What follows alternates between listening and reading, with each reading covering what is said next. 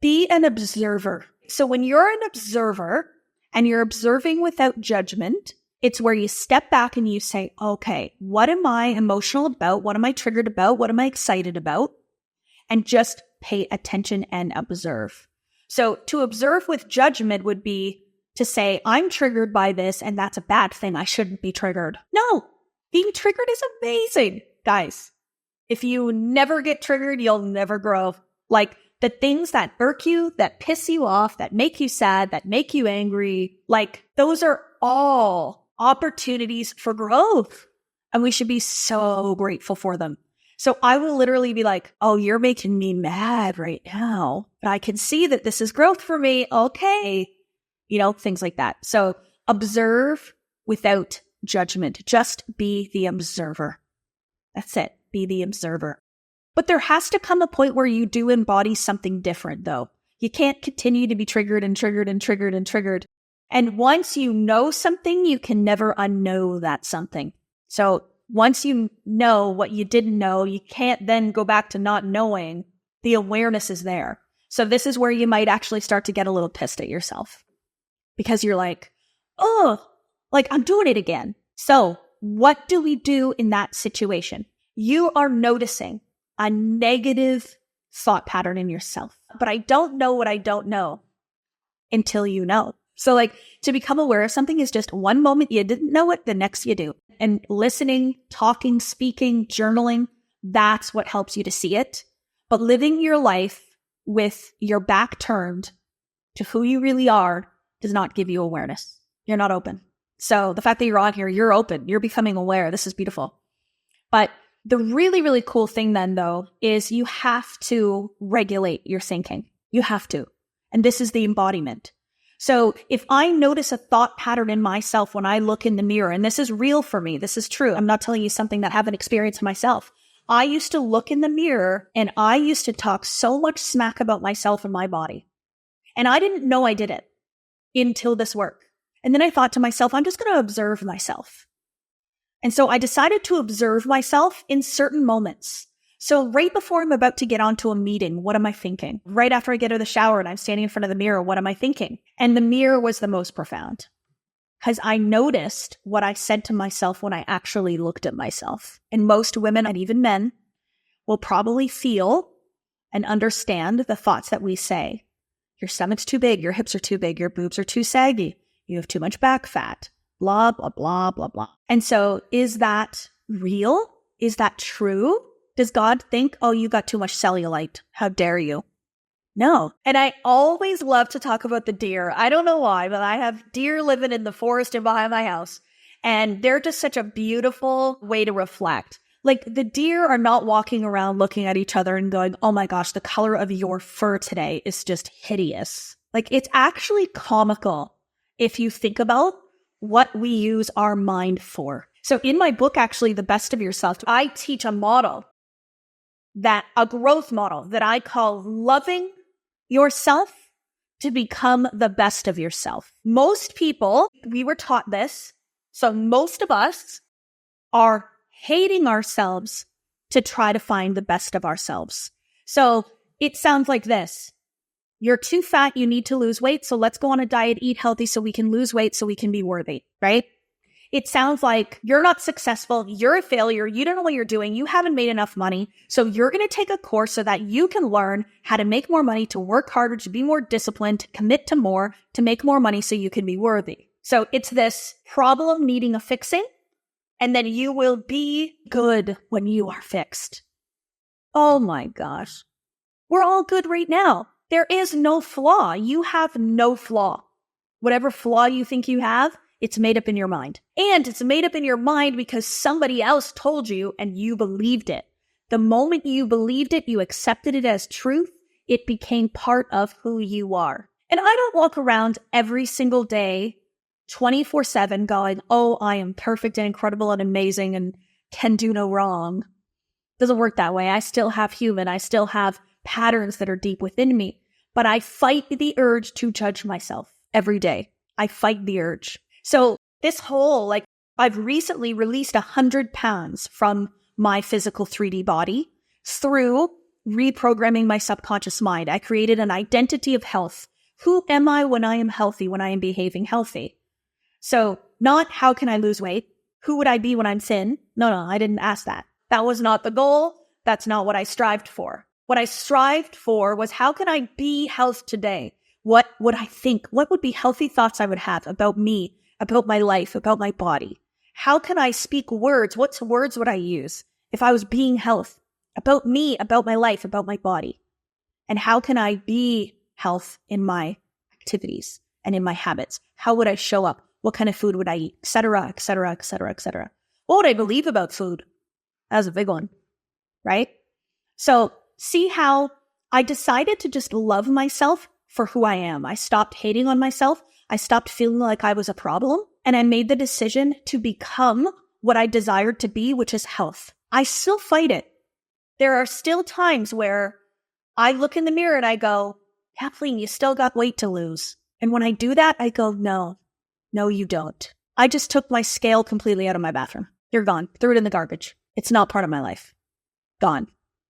Because we keep hearing it. We see the messages and we hear it. So every time we see a before and after weight loss photo, every time we see a sign up for this weight loss program, every time we see take these weight loss pills, what is the message? Thinness is better. You need to lose weight. You need to lose weight. No. Let's promote health instead. Look at how healthy I am. Look at how vibrant I am. Look at how strong I am. Look at how I move my body. Look at me climbing this mountain, et cetera, et cetera, et cetera.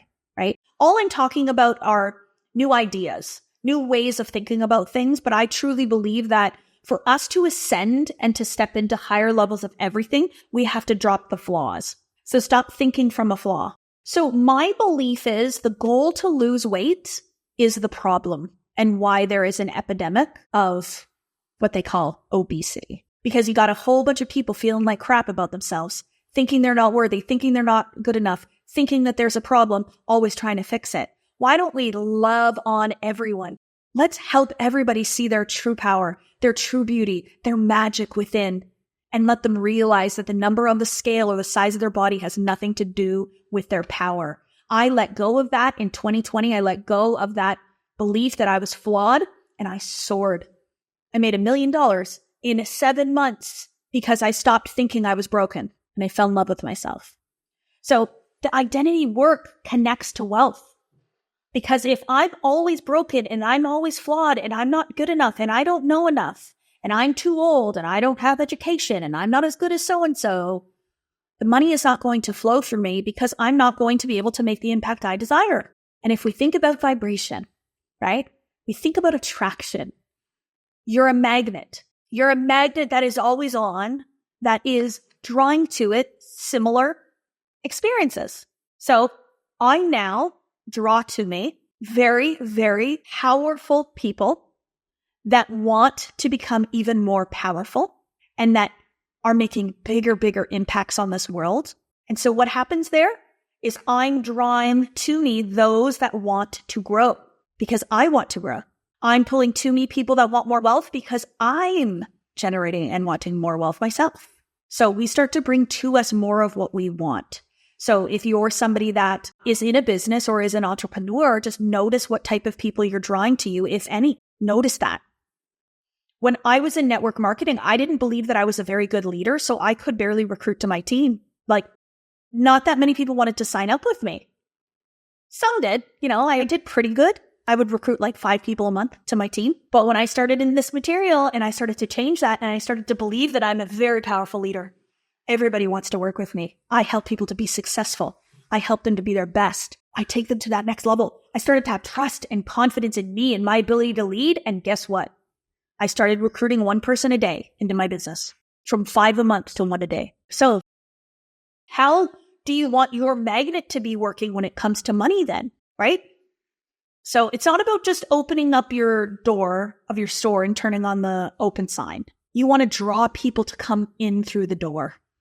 And that's where I feel we have the opportunity to do that through our identity, which creates our experience with life. People will always ask me, What's different, Kathleen? You're telling me I'm just going to have different thoughts and money's going to flow to me? And I am going to say yes, that is true, is I want you to think differently. I want you to feel differently. I want you to connect to your oneness. I want you to see that money is God in action. And so when you're asking for things and you're feeling into things and you're allowing things to come to you, that's where your power lies. But I wanted to give you some examples of shifts that I've made in my thinking related to money that are very powerful. So, for example, budgeting. So I don't believe in budgeting any longer. Okay. So my dad taught me that we got to budget, like we got to create a budget. And he also taught me to always have 6 months worth of your bills saved in your account at all times, just in case. It's funny now, he said it in front of the team, I think.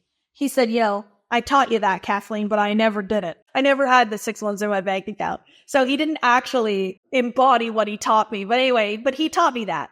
So I had this belief that anything could go wrong at any moment and we needed to plan for the potentiality of anything going wrong, And then I've been taught to budget. I've been taught to put money into RSPs for retirement. I don't like any of that anymore. I do not budget. Even in business, people are like, what's your budget for this? No. I'm not budgeting. Budgeting is restrictive, I feel like. When we budget, we are saying we have this much, and where do we want to put this much, and how much do we want to limit towards this? So I actually found the physical act of creating a budget to be very limiting, and it made me feel like I didn't have enough. The act of budgeting made me feel like I didn't have enough. The act of planning for retirement doesn't make me feel good. It doesn't make me feel like abundance and prosperity. It makes me feel like I'm not going to have enough, so I got to put some away. No money's going to come, etc., etc. So I don't believe in that anymore. I don't talk about it. I don't even want to go there. So what do I do instead? I allocate money. And I allocate money from the fourth dimension, from my imagination. So I will allocate money that isn't yet here in the 3D world, that is on its way, right? So I want $100 million. I desire it. I want to vibrationally match it. I would like to be open to receive $100 million. What have I done? I've mapped out how I'm going to spend it. What am I going to do with it? What investments am I going to make? Who on my team is going to get a pay raise? Who else am I going to hire? What investments into the business am I going to make? Maybe I'm going to create a new one, et cetera, et cetera, et cetera. So that act is very empowering. It comes from abundance and prosperity. It is tapping into the imaginative space. It feels like play. It feels exciting. So what am I doing? I'm leaving feeling a sense of plenty. And then what I've also done is I've created demand in the mind. So now I'm going to start showing up as the CEO of a $100 million company that has this department and invests in this and does that and yada, yada, yada. So now it helps me to be her in the physical 3D world today. So I like to allocate, not budget. Just little shifts. I believe debt is abundance. How, Kathleen? It's a negative. How is it abundance? It's still money. It's abundance. And if we think about energetically then, whether the money belongs to you or it belongs to me, if it's in my bank account, it's abundance. And then I move it through and I circulate. So debt is circulated abundance. So I'm so grateful that I have the opportunity to get $50,000 from you, Mr. Bank. Thank you so much.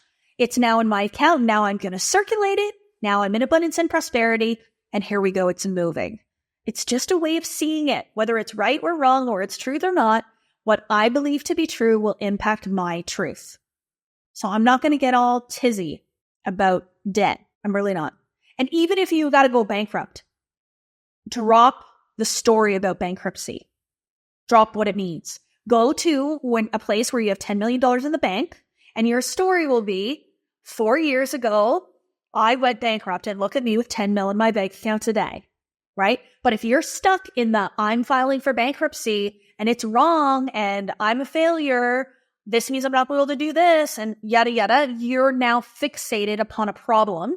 Thank you, God, for showing me that this problem is already solved. That's where I want you to go. And go to the 10 million in the bank account. Yeah.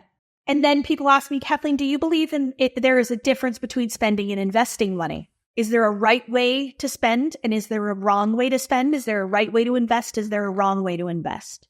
So I truly believe that any time I spend money, it is an investment, as long as my mind is in the right place.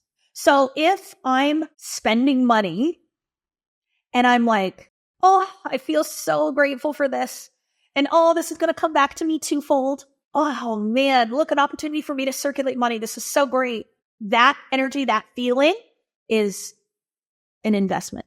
To spend your money, and to me, it wouldn't be an investment, would be if you're like, oh, I feel so guilty about spending that money. Oh, I shouldn't have bought this. I shouldn't have spent it. Oh, this is too expensive, but I'm getting it anyways. I really shouldn't. No, don't. In both situations, you're buying it, right?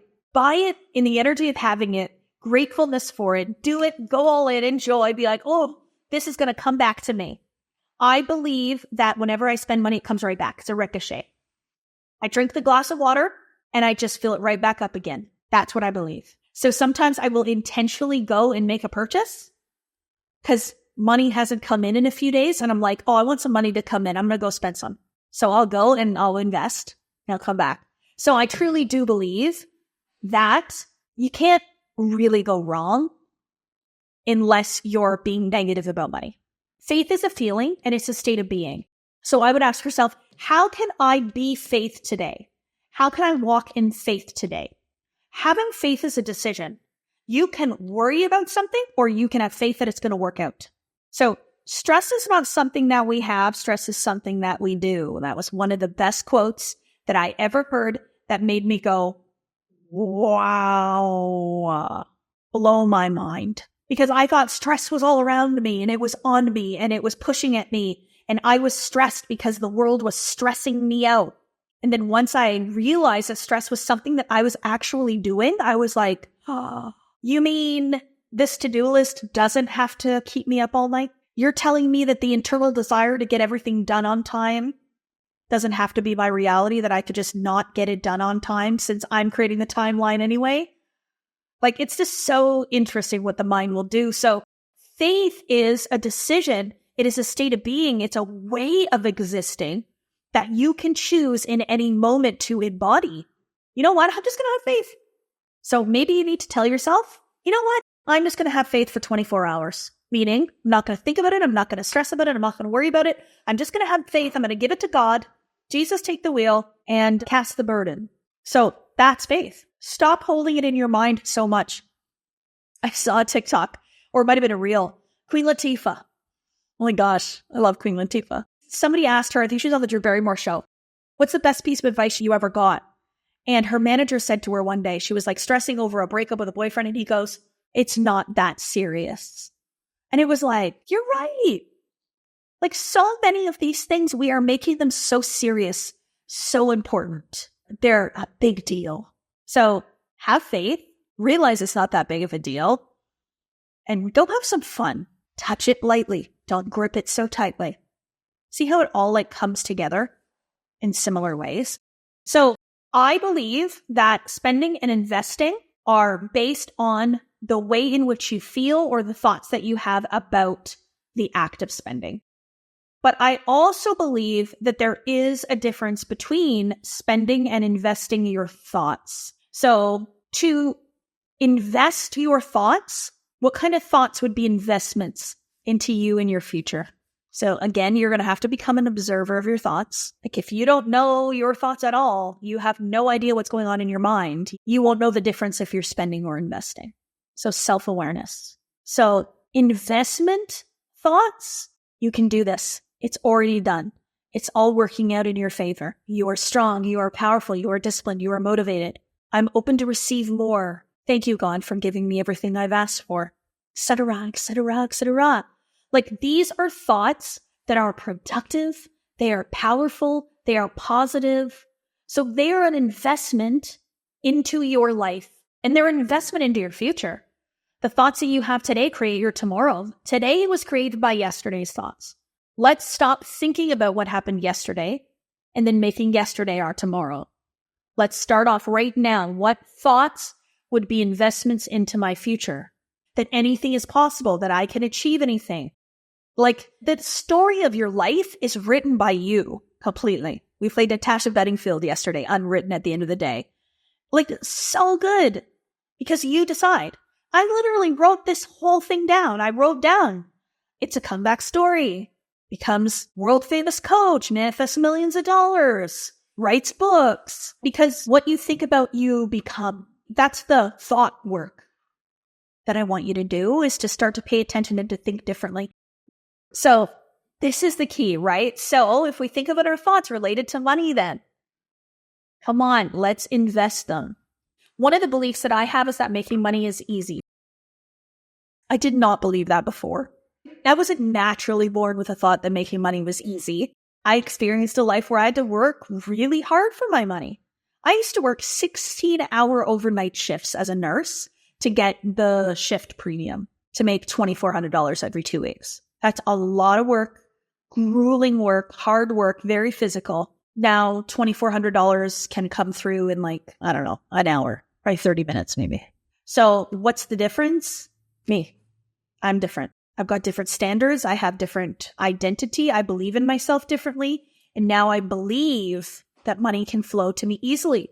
But you can't continue to be a nurse working at the bedside and make millions of dollars. You can't. Because you chose to be a nurse from a different consciousness, from a different identity. So Kathleen back then chose to be a nurse. Kathleen today chooses to be a CEO of a multi-million-dollar company. Different identities, different life. I'm on a completely different dimension. I'm on a completely different timeline. I skipped timelines. So people call it quantum leaping. They call it collapsing time, right? So it would take somebody how many years to make $30 million in a business? Took me 4. Why? I jumped timelines. Why? I understand identity. I understand frequency. I understand vibration. I understand faith. And I understand the connection to God. God makes me very powerful and makes you very powerful if you believe it. The only difference is that I believe it 100% wholeheartedly. And I could believe in more. I know that. So even myself right now, I'm like, okay, what would be a belief that would be super powerful for me to believe today? This is when I have conversations with myself. How do you connect with God? Listen to India Ree's I Am Light. One little example. That's just one way that I just really feel it. But you can feel it in any moment. You can just go within and say, I feel you. There you are. God is an awareness. God is a perception. It's something that you perceive. It's never something you see. God is beyond what our mind can comprehend. Our soul is beyond what our mind can comprehend. So you've got to leave the box that is your mind to be able to perceive it. But you can perceive God in any moment. You know, some of you are talking about the lights coming through from my windows. Some of you will be like, oh my gosh, it's spirit, it's God, look. Somebody sent me a picture yesterday of there was like wings behind me, like an angel. If you choose to perceive that, but it could just be the light coming in through the glass in a certain way. If you choose to perceive that. So it is what you want it to be. So you can choose to feel your oneness at any moment. Talk to God. It's really beautiful. So somebody asked about faith. How do you have more faith? And then they asked again, how do you embody faith? It's just another example of needing to know how to do something, right? So let me show you a little example for faith, for example. So faith is something that you have right now.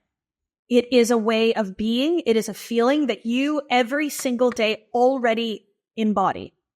How do you know? You order an Amazon package and you have faith that it will be delivered. Because you don't sit there and be like, oh, I don't think it's going to come. I'm really worried about this Amazon package. Like, I don't see it. Like, I think it's going to be late. I don't trust Amazon. I don't think Amazon's going to deliver this package. No, you go, you click, you order it, and then you just go, oh, it'll come. It'll show up. I even forget about it. And then I go out there and there's 7 packages sitting on the doorstep. So that's faith. What is the feeling you have when you order from Amazon and you expect it to come? That's faith right there. We have this thing called gravity, and I really don't know how it works. I have no idea. The law of gravity. It says that when we step outside, that gravity will pull our feet to the ground and keep us down here. Keep us grounded, right? I don't understand it, but I have faith in it. So I just walk around, not afraid I'm going to hit my head and float around. I'm just walking and moving. I have faith in gravity. Fear is also faith, but in the unwanted outcome. So you have faith in the thing you fear. Yes. So the person who's afraid of driving on the highway, so you don't drive on the highway. You have so much faith that an accident is going to occur on that highway that you will not drive on that highway. So this is what's so powerful, is the faith that we have. And listen, you have faith that your Uber driver is going to take you. You don't know that guy. You don't know what kind of car he has. You don't even know if it's his car. You don't know who he is. He's a perfect stranger. We now get into cars with perfect strangers every single day like it's nothing. And we have faith in it. But you can't have faith in your ability to make more money. You can't have faith in your ability to be successful at your business. You can't have faith in your ability that you're beautiful and you're amazing and you're strong and you can accomplish anything. Enough's enough. Turn that faith inward. Yeah, I have faith in myself. When you have faith in yourself, it's very powerful. So most people would understand the word faith in a religious context. So that's where I was. So for me, like, people would be like, do you have faith? I'd be like religion? Like, am I religious? Like, do I believe in God? That's what I would have thought it meant. But now I understand that faith is not a religious thing. It's a spiritual thing. And it's a state of being and it's a way of existing. And so now I understand that faith is a very, very powerful tool, because the thought that you have in your mind is just a thought. But when you have faith in the thought, that's when it's powerful. So affirmations are tricky, because if you keep affirming something, but you never have faith in it, you'll never believe it. I am confident, I am confident, I am confident, I am confident, but you still walk with a lack of confidence every day, insecure. But when you go, I am confident, boom, you believe it now. You have faith in it now. So now you will walk confidently. It changes so quickly. So faith is not anything related to something outside of you. Faith in everything and all things. So I have faith in myself. I have faith in God. I have faith in the world. I have faith that people are inherently good. If you don't, I would change that. People are inherently good. And if they're not good, it's because they don't know any better yet. They're unaware. Many people will say that they have like so much faith in God. I have faith in God. I have faith that God will deliver, et cetera, et cetera. And then I read something somewhere that said, let's go a step further. And let's not have faith in God. Let's have the faith of God. The faith that God has, our creator has, source has. So I just think about like when creation was happening, was God like, oh, I don't know if I can do this. We went to Universal Studios and my girls got a wand from Harry Potter World. I've never seen Harry Potter. I don't really know anything about it or the wands, but I had to buy a wand. And so I brought this wand home and I'm like, oh, I want like this. And I want this, and I'm going to think about this, and this is what I'm going to ask for, this. And it actually allowed me to tap into a faith feeling, because I'm like, well, if I believe that this wand gives me whatever I want, and that it works every time, then that'll be the output. So just like little things, little ways of believing in and having fun is really, really powerful. I have a very fun life. I also would say I'm funny. I think I can be funny. And I have multiple sides to me. This is important to understand too. I have a very feminine side and I have a very masculine side. So I'm over here in the feminine and I'm meditating and doing breath work and spiritual and reading and teaching. But then I have the masculine side where I work my business every single day. I do my own social media. I run my team. I lead my team. I like things to be done a certain way. Don't send me a voice note longer than a minute. I'm not going to listen. I know myself. My team knows that. They're like, okay, I'm going to keep this voice note to under a minute, because if it's too long, in between calls and all that, like I'm going to miss it. So keep it to 59 seconds and I will listen right away. But it's the duality, right? It's the feminine, it's the masculine. I can be really, really emotional. I'm so emotional. Yesterday, I was on a memorial for a dear friend's father, and he was part of the coaching world as well. And on that memorial, she was emotional and I was in tears. I was just feeling it. I felt everything. I was crying like, oh my gosh, I'm so emotional. But I'm so damn happy when I'm happy, and I am just like crying in gratitude. Like I felt such profound gratitude that it brings me to literal tears. So I am an emotional woman, and it's part of what makes me so successful is my ability to feel, because feel is vibration and your ability to control it too. And I'm not afraid of a sad moment going to manifest outward. I understand that I'm a happy woman that has a sad moment. I am a successful woman that is perhaps solving a problem in the business in a moment. I also joke about I can be very spiritual and feel my oneness, but my human can come out. And so when I'm in my personal mind and I'm taking something personal, I'm mad, my feelings are hurt, I'm in my human.